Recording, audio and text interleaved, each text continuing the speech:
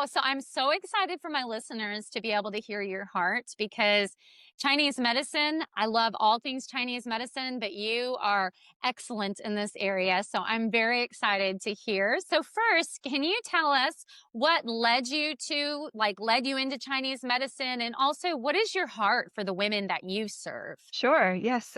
Growing up in the Western world and seeing how basically Western medicine gave all of humanity so many different fears and even sometimes creating the very health scares that it seeked to help cure.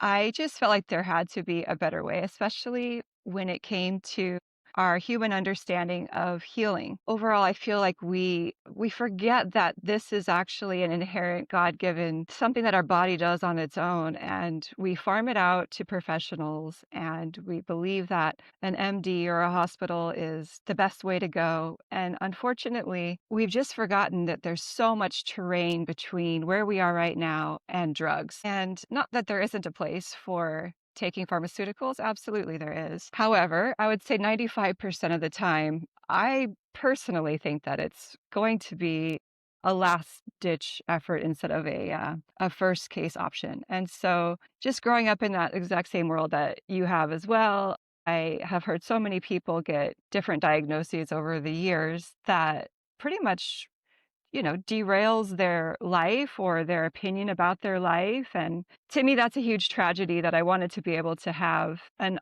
alternative voice. I just wanted to be able to stand in that gap for humans and for women and for families and to be able to say, well, let's look at the options. And as a young child, I think I always would collect different pieces of advice I would hear floating around in the ethers. So as I grew into a young adult, I realized what a privilege to be able to study natural medicine in a way that I can actually have real offerings um, to be that change that I